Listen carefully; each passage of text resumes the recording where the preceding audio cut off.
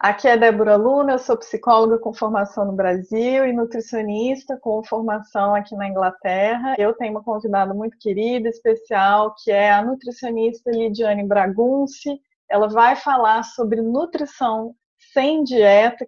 Ela é formada pela UFMG, ela tem mestrado em prevenção e controle de agravos à saúde, experiência em pesquisa e docência em saúde coletiva, em comportamento alimentar, obesidade, inflamação e promoção de saúde, e ela faz atendimento clínicos focados na alimentação consciente e intuitiva.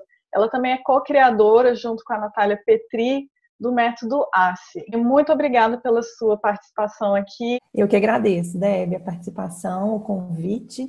Diferente de alguns profissionais, né, da área, eu não tive transtorno alimentar para chegar nessa abordagem, né? Escolhi ser nutricionista porque eu gosto muito de comer.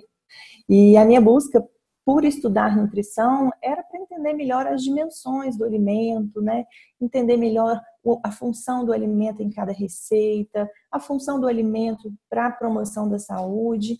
E tudo que eu não encontrei, né, quando eu ingressei na faculdade de nutrição foi esse tipo de abordagem, foi essa visão holística do alimento, né? O alimento na faculdade de nutrição, ele foi sempre colocado como o remédio, a forma de tratamento bem específica para algum tipo de condição clínica. Eu fui ingressando em projetos de pesquisa, inicialmente para estudar o alimento e mais adiante em projetos de pesquisas focados em obesos. Um dos meus grandes questionamentos era assim, quando é que uma pessoa muda de hábito? Quando é que uma pessoa muda de comportamento?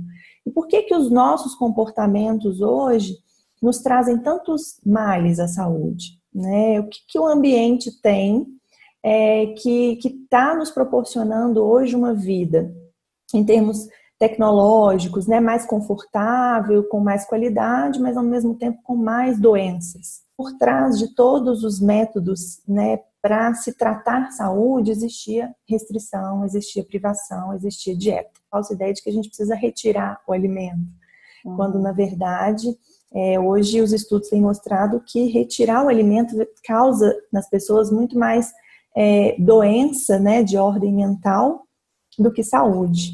Se comer é tão prazeroso, se comer é um componente social, um componente cultural, se a comida conta da nossa história, por que a gente precisa tirar isso? Por que a gente precisa se privar disso para ter saúde? E ao longo da minha pesquisa do mestrado, né, que foi com pessoas obesas, a gente estudou a inflamação e a gente estudou também um método de intervenção dietética que estava associada à terapia cognitivo-comportamental, e a gente testou esse modelo num grupo de obesos.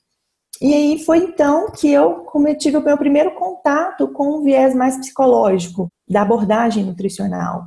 E eu passei a partir de então a estudar mais profundamente os fatores psicológicos ligados à alimentação e, coincidentemente, né, por uma feliz circunstância, num congresso de obesidade, um congresso médico, eu tive a primeira vez o contato com a alimentação intuitiva. Aquela maneira de enxergar o alimento contava da minha história com o alimento, né? Sempre de respeitar o próprio corpo, de não julgar o alimento, entender que os alimentos têm multifunções na nossa vida, né? Que eles não são simplesmente remédios ou receitas que a gente utiliza no momento para curar uma doença ou uma condição específica e depois retira. Eles fazem parte da nossa história, da nossa cultura.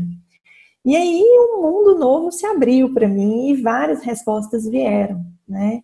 E a partir de então eu comecei a estudar mais especificamente a alimentação intuitiva e comecei a aplicar isso na minha prática clínica. Você tivesse redescoberto, né, a nutrição, e para mim foi bem por aí, né? Eu estava desistindo da nutrição e fui comprar um livro na Amazon para uma amiga minha, eu ia mandar de presente para ela. E achei o livro Intuitive Eating. Vou comprar um usado que é baratinho, porque se não for legal eu não vou ter muito prejuízo. E aí comprei o livro. Embora eu tivesse toda aquela história de ter feito dieta e preocupação com o corpo e tal, eu redescobri o prazer de comer e uma forma de continuar na nutrição que reaproximasse da psicologia, no meu caso, porque eu queria largar a nutrição e voltar para a psicologia. Eu achei meio termo. Interessante, né? Essa coisa em comum, assim, apesar É, das vivências bem diferentes. sim, sim. E é tão engraçado porque hoje a gente conversa com várias nutricionistas que têm interesse em aprender essa abordagem na prática, e todas elas dizem disso, né? Nossa, como eu me sinto frustrada propondo para as pessoas uma intervenção que eu não consigo seguir. A respeito de toda a perfeição alimentar, existem problemas, né, diversos na nossa vida. A gente não tem tempo, a gente tem mil preocupações, a gente tem a questão afetiva do alimento, e me causava muita dor, por exemplo, com os meus sujeitos de pesquisa, na época do mestrado, pessoas obesas que geralmente tinham uma história muito afetiva com a comida, eu simplesmente dizer para eles que eles teriam que restringir aquela quantidade ou aquela porção por dia. Pessoas de baixa renda, uma história de vida de privação extrema, né, na juventude do alimento, e ter chegado naquela fase adulta com alimento disponível, era para eles um status, né? Uma condição de ter vencido na vida. Eu tenho comida para comer. E de repente, essa pessoa, depois de ter vencido na vida, não poder comer aquele alimento por causa da condição clínica, trazia muito sofrimento, muita dor e até depressão.